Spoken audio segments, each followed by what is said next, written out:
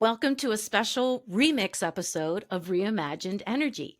Here's a collection of conversations focused on electric vehicles, how they're evolving, what's holding us back, and what's possible if we get it right. You'll hear from past guests who are pushing the boundaries of EV technology, infrastructure, and policy. From wireless charging to local manufacturing, this episode brings together diverse voices shaping the electric future. Whether you're an EV owner, skeptic, or just EV curious, here's something here for you.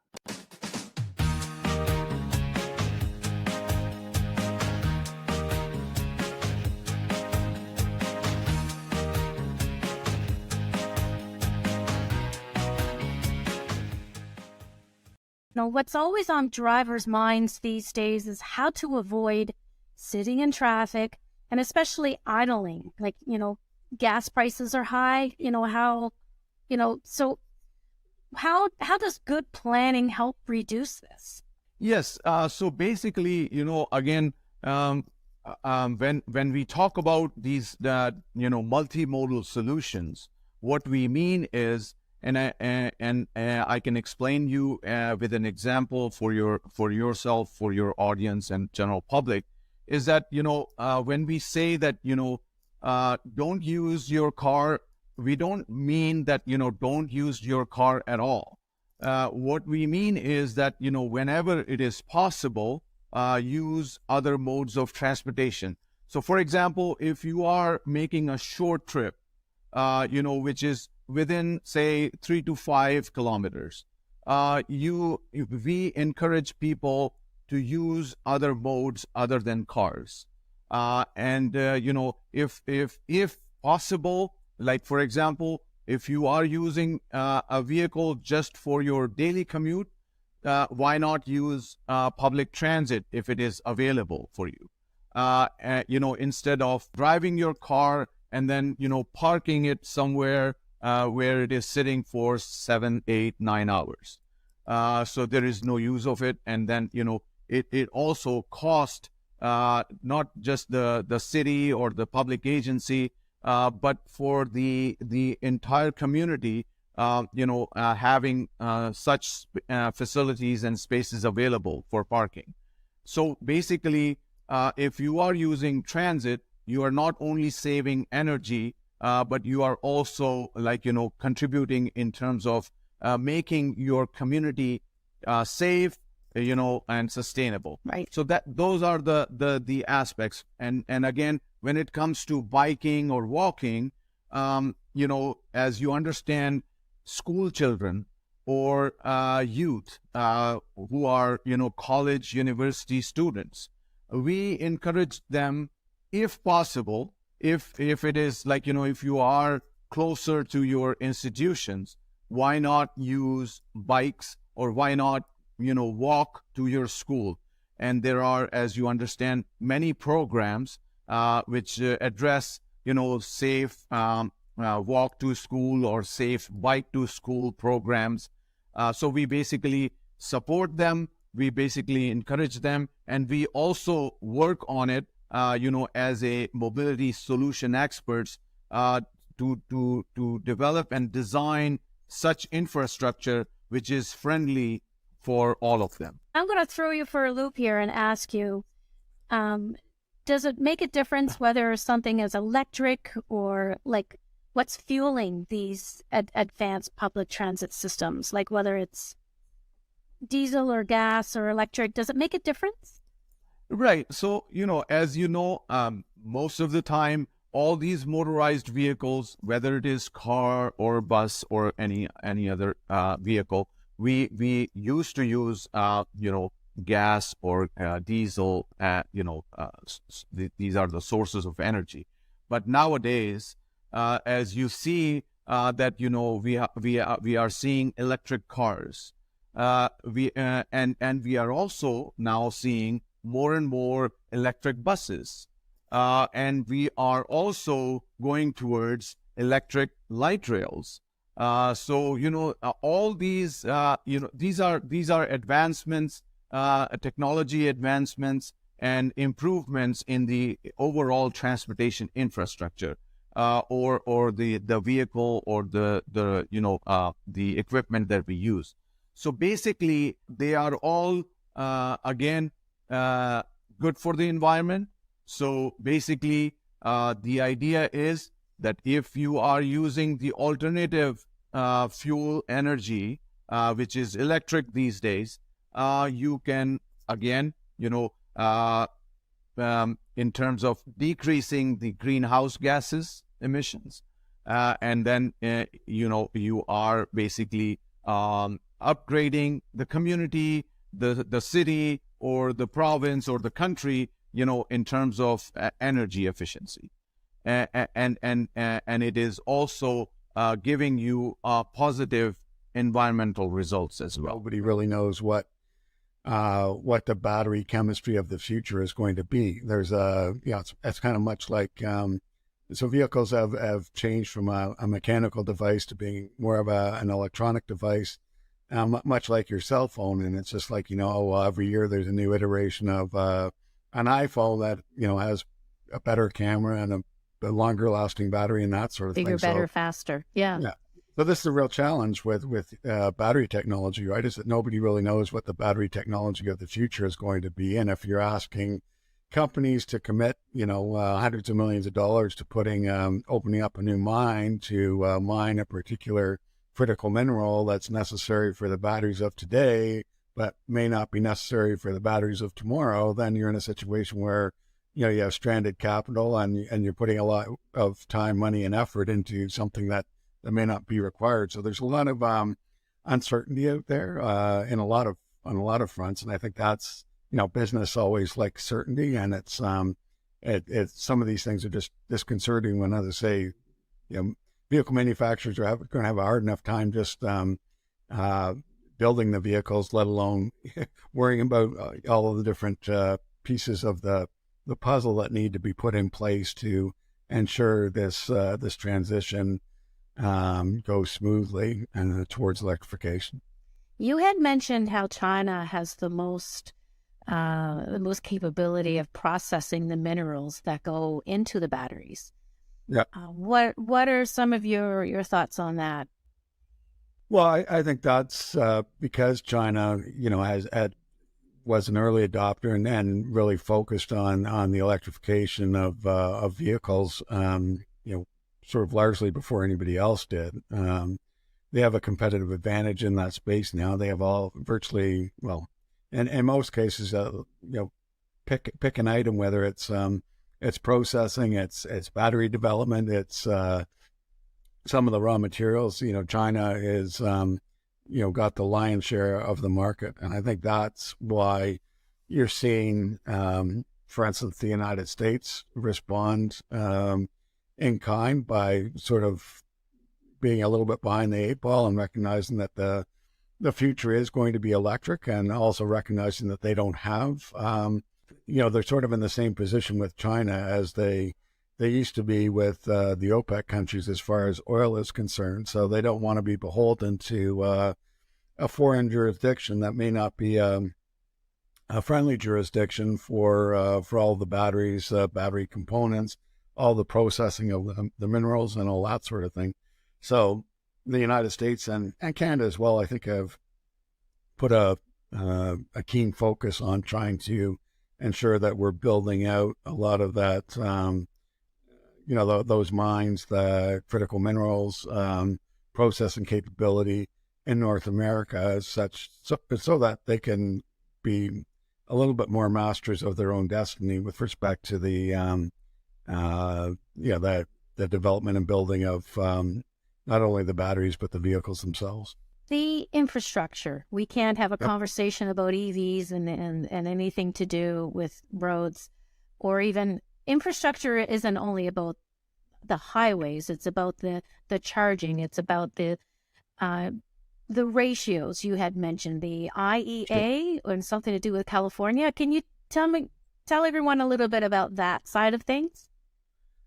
Sure. I mean, infrastructure is key, and I think the CAA actually sponsored our panel on Monday that I spoke at, and they released a report relatively recently, I think just a couple of weeks ago, that surveyed EV owners. And, EV owners were typically, saying they were really enjoyed their vehicles, were thrilled with their vehicles, would probably not go back to driving an internal combustion engine vehicle. But even, with as much as they liked their vehicles, they were still very concerned about the charging infrastructure. And, we've always said as an industry that charging infrastructure, it's a bit of a chicken and the egg issue, but the charging infrastructure really needs to be in place to provide consumers with the confidence that they can buy a vehicle and, just like a gasoline station, they can find a place relatively easy to charge it when they need to charge it. Because right now, it's still a situation where, you don't see signs on the side of the highway saying that, in most cases anyway, saying there's an EV charging station at the next exit, like you do gasoline signs. And it's really a situation too as well. How much is the right amount of infrastructure? And, from our perspective, you mentioned the International Energy Agency. I think their sort of benchmark is that jurisdictions should have, one sort of EV charging station for every 9 EVs on the road. I think Europe has a slightly different metric. I might get my numbers mixed up, but they're either 1 in 10 or 1 in 7, and California is either 1 in 7 or 1 in 10. I forget which is off the top of my head, but even if you look at California, it's a jurisdiction, much smaller than Canada is as a nation. Same number of vehicles on the road, but they're suggesting that even with their smaller geographic footprint, again, I forget the ratio, but it's either 7 to 1 or 10 to 1. And Canada, in terms of the analysis that Natural Resources Canada is undertaking to look at this, has suggested, we think 24 to 1 is the right ratio. And, we just, we have a hard time as an industry seeing how that could be possible, given that we're a much larger jurisdiction, a colder jurisdiction in the wintertime when there tends to be battery degradation. So, we believe we need a lot more than the 24 to 1 ratio that's been suggested in consultants' reports to the federal government. And one last thing I would say on it is that I think you almost need to overbuild the infrastructure at the front end to provide consumers with that confidence. Some of those stations ultimately may not be needed and could potentially be decommissioned. You don't want to put in infrastructure needlessly, but if we really want to encourage consumer adoption, then consumers need to know that they can charge their vehicle wherever. And for people that live in a detached home and have a garage and can put a charging station in the garage, it's you're going to do. The statistics are 80% of the people do most of their charging at home. Well, if you have a home that accommodates that, that's great. But there are 30% of Canadians that live in, multi-unit rental buildings. And, that's a different proposition to try and get chargers in those. So, what we really need is the regulations to be updated to ensure that, anytime builders are building new condos, new MERBs, what have you, that part of the building requirement is that you at least build in the capability to put charging stations into those units, because it's way easier to put the units in once you have the carve out done in to ensure that the stations can be deployed in the buildings than trying to retrofit them after the fact. Do you think it should be up to the manufacturers to create the infrastructure? When you look at Tesla, they have the Tesla superchargers. There's the Volkswagens of the world, and there's the other Honda and Toyota.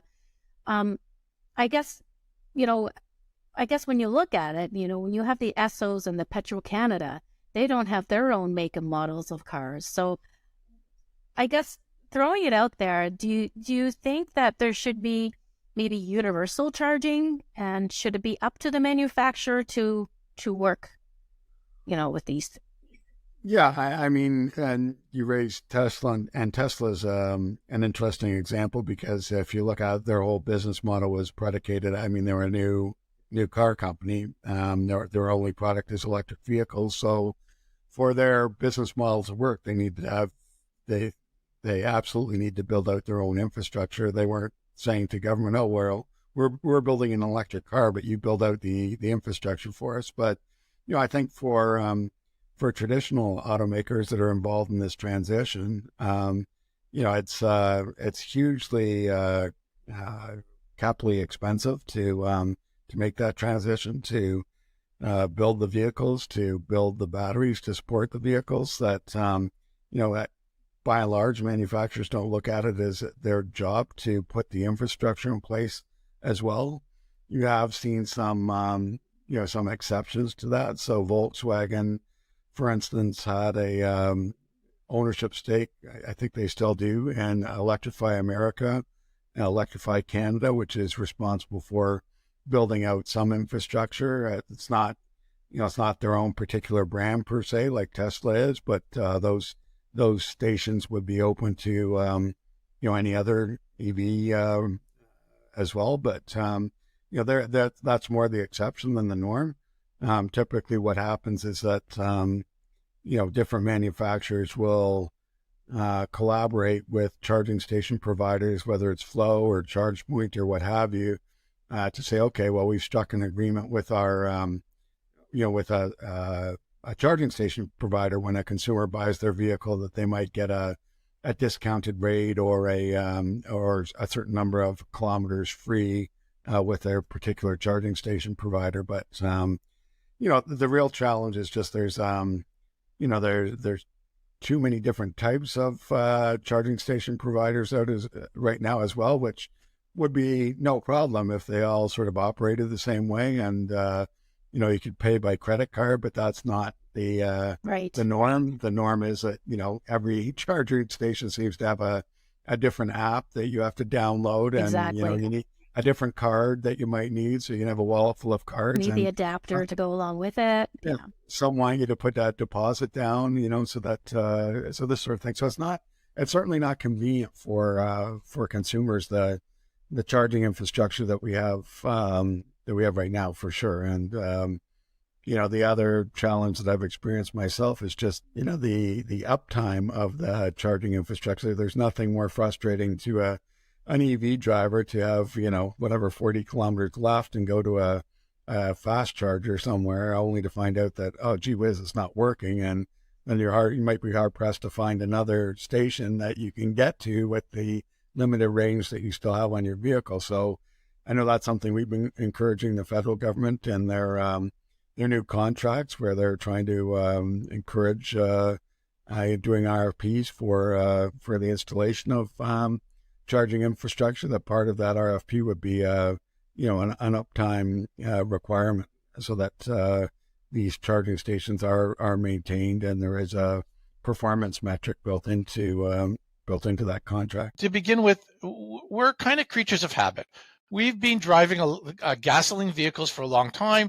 We kind of know how it works. We get the idea that we're doing oil changes and where to get gasoline. And it all has a very real level of comfort, because that's sort of the human being part in us. And now you say, well, we'll have these electric cars. Well, okay, how will that be different? How will I charge it? And what have you? So just to begin with, if you get to drive an electric vehicle, you will immediately notice a difference. The performance of the vehicle is different. The quiet of the vehicle is different. It does not feel the same, and it's a really nice feel. There's a lot of electronics in the vehicle that you didn't see in the other ones. But you're right. I went to the corner. I know where the nearest Esso station is in Toronto, and there's no problem. I'll fill my car up. But what am I going to do to get the electricity into this car? And most of the people that started had single family homes and had chargers at home. And that was very common. But you mentioned, and we're moving past that, and we can discuss it later if you have time. But you mentioned level 1, level 2, level 3. This was something that got adopted early on. And I think it's frankly confusing. Mm-hmm. It sounds like, because 1, 2, 3 sounds like okay, better, best. Right, good, better, best. Right. But that's not really the truth. So let's break it down for a minute so people can understand. Level 1 is frankly just plugging into a regular outlet. So the regular 120-volt outlet, the same way you plug in your toaster or your vacuum cleaner, that's what it is. Originally, vehicles came with this charger in the car, and you could just plug it in. Not every vehicle anymore comes with that, but they're available. They're not hard to get. And just to give you an idea, so that's charging at about 6 or 7 kilometers an hour. So you say, well, I don't know, that's like not really good. I'll plug it in all night and I'll only regain 60 kilometers of range. Right. Well, first of all, you could have a plug-in hybrid that only has 50 kilometers of range. The car sits all night. Maybe it's perfectly fine for you. Mm-hmm. Or you went to somebody's cottage and you stayed there for 3 days and never moved the car, in which case it's 60 kilometers. In 3 days, I'll have 180, 200, 250 kilometers. Or even more than that, because it could stay 24 hours a day. Right. That might be perfectly satisfactory. So there's a couple of use cases where it could be okay to use. Most people want a little faster charging than that. And this is where we get to the sort of level 2. So both these chargers are taking alternating current, AC current from the plug, and the car itself is transforming it to DC and delivering it to the battery. So that's happening with level 1 and level 2. So level 2 just means now that the charger is at 220 volts. So this would be similar to the feed in your house that might be for your stove or your dryer. That kind of size of feed is feeding it. And now we're getting, depending on what charger we put in, 30, 40, 50 kilometers of range per hour. Okay, so this is already sounding way better. I plug it in and now my 100 or 200 kilometers that I drove yesterday are easily made up overnight, and I have a pretty quick charge. If I came back in the middle of the day, sat for a few hours, I might pick up enough to sort of manage the rest of the range. And frankly, it's just a great overnight charge. If I'm home for 8 or 10 hours, even a pretty big battery, my car has almost 600 kilometers of range. So not that I use 600 in a day, but if I use 300 or 400, it'll easily make it up overnight. That's pretty typical of what goes into a single family house, and the cost is not extreme. The chargers, a whole installation with the chargers, maybe $1,500, $2,000. They're not all the same, but you get an idea. So that's pretty easy. If you have home charging, you're pretty much, and a decent range on your car, you're pretty much set for everything you do in general. But let's assume that I'm going to come to visit you, or I want to go to maybe something a little more typical. I visit my brother in Ottawa, so that's a 4.5, 5 hour drive. My car that I have now could pretty much almost make it all the way. But the car that I had before had about 350 kilometers of range. I needed to make a stop. That's where I stopped at a DC fast charge or a level 3. This is what level 3 is. Right. So these are these bigger chargers that we see by the side of the road, maybe the size of a refrigerator, or the Tesla chargers that you're used to seeing. Charger, a supercharger. Yeah, Tesla. Yep, exactly. All these words you're using are Flow is a manufacturer and an operator. And these are all DC fast chargers. So the difference there is the energy is delivered in direct current directly to the battery much faster, and I may make up 300 or 400 kilometers of range in maybe 45 minutes or a half an hour. So people would use those as their driving places, but even people that don't have home charging now, I'm finding that sometimes they're using these. So they're working it into their schedule to sit for maybe half an hour once or twice a week, and they seem to be managing. I don't think it's yet ideal, but it's a stepping stone. We're kind of, part way there, and it gives people the ability. I frankly, when I got my first car, that would have been about 7 or 8 years ago. This would have been unthinkable. There just weren't enough chargers around to even consider doing this. And even going to Ottawa, I had to stop in Kingston because there wasn't anywhere really else to stop. And it worked out fine. And we had lunch, and it was a whole event. Now I'll sometimes stop for 10 or 15 minutes, grab an ice cream or go to the washroom. And that's enough for me to easily, comfortably make it my way to Ottawa. And then when I'm in Ottawa, I'll deal with how I'm going to charge there for the return trip. So that's the level 1, 2, 3. So think about it, very slow, kind of the average charger. And even the level 2 chargers come anywhere from about 16 amps up to about 80 amps. We use them for fleets as well, because at 80 amp, that's kind of the lower level for a DC fast charger. So, okay, I think I'd see if you can consume all that information. Yeah, well, one would think that level 1 would be the best one, but it's not. Really?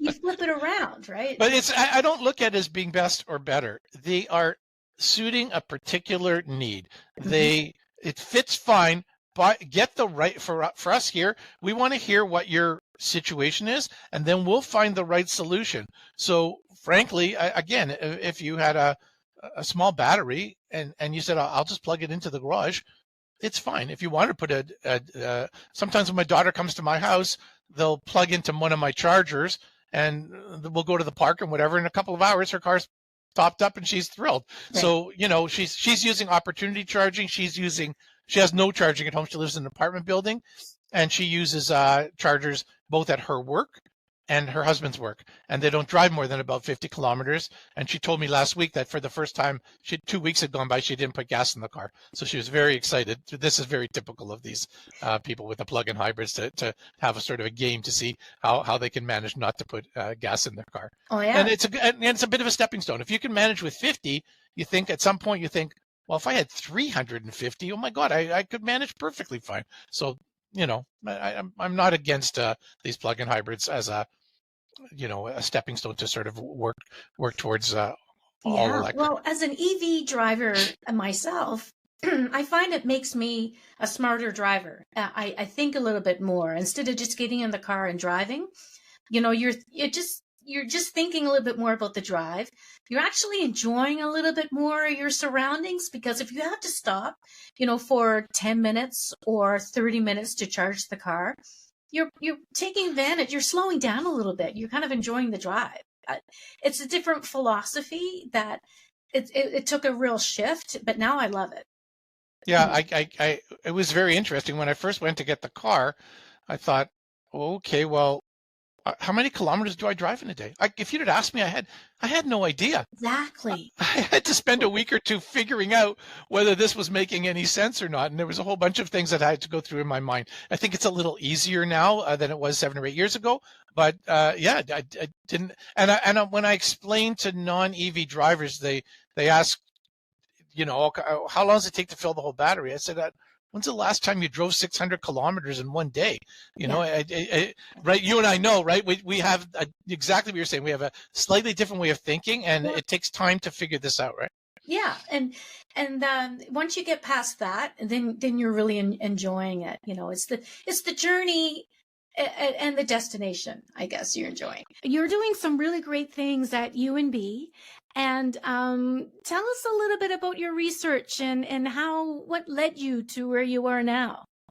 Sure. My research mainly focuses on making wireless electrified roadways a reality. So the idea being the roadway in the province, for example, highways or sections of city roads could be retrofitted with basically wireless charging. Wireless chargers, I guess, is the best way to put it. The idea being you drive over that and power is transferred through the road to your vehicle, and at the very least reduces the amount of energy that your vehicle needs to consume to move. And best case scenario, it's topping up your battery as you're driving. And I guess a little background for myself. So I'm from this region. I was the East Coast, I guess, born in Halifax and raised in Fredericton. I did all my education at the University of New Brunswick. Around 2014, I received my PhD, went out and did an industrial postdoc with a small company in Newfoundland for 2 years. And then I was lucky enough to join Solus Power, which is a Newfoundland tech company that develops capacitive wireless power transfer technology. And I just found that incredibly interesting and really enjoyed. I was there for about 4 years. Really enjoyed my time working with them. But as I got older and got married, wanted to get a house, settle down. I wanted that happens. Yeah, I wanted a little bit more of a stable job. The small companies are fun and exciting, but I'm a little bit conservative when it comes to risk and investing in property and everything. So I joined the federal government briefly for 1 year. That wasn't the plan, but that's how it happened. I joined ISET, Innovation, Science, and Economic Development Canada, and my work there was on radio frequency exposure and compliance of primarily wireless power implementations. So I'm still working in this wireless power area, but more on the regulatory side. How do we make sure the technology is deployed in a safe and responsible manner? Mm-hmm. But about a year in, I got the offer to come join UNB as a faculty member, and well, I loved my work at ISED. It was just too good of an opportunity to pass up. So been with UNB since 2021, and I'm kind of combining those past experiences on the regulatory side and then the tech company side to develop these electrified roadways at a more of an academic research and demonstrator level, focusing primarily on this capacitive power transfer implementation. Well, speaking about that, the wireless transfer, how does this technology work? I have an EV. Right. I mean, my ears perked up as soon as I heard that, the wireless charging bit. So how does it all work? Sure. Well, I'll do a little step back and just talk about electric roads in general, because wireless is only one solution that's being looked at right now. So the whole idea with electrified road is of course power is transferred to your vehicle while you're on the road. And there are kind of three solutions. Probably the most established solution are overhead lines. So sometimes you see in cities there are bus routes where there are, say, two overhead lines, and the bus is kind of grabbing those lines as it's going along, and power is being transferred to the primarily electric bus through those overhead lines. Yeah, right. And that's probably the most established implementation, but it's pretty limited. It's not very flexible. Mm-hmm. So maybe we could do heavy duty vehicles like transport trucks and buses that way, but passenger vehicles or vehicles with dramatically different heights would struggle. The other contact-based solution is ground rails. So basically in the roadway, instead of those two overhead lines, you just embed the lines in the roadway, and your car, a little, contact flap goes down and physically touches those rails as you're driving, and you charge up that way. So those are both a little bit more established, but of course the fact that you have that physical connection creates maybe additional points of failure, and is a little bit more. At least electrical engineers, we always like to avoid any kind of mechanical wear and tear as much as possible. Yeah, more cumbersome. Right. So the wireless power transfer side is basically there's no physical contact between the two.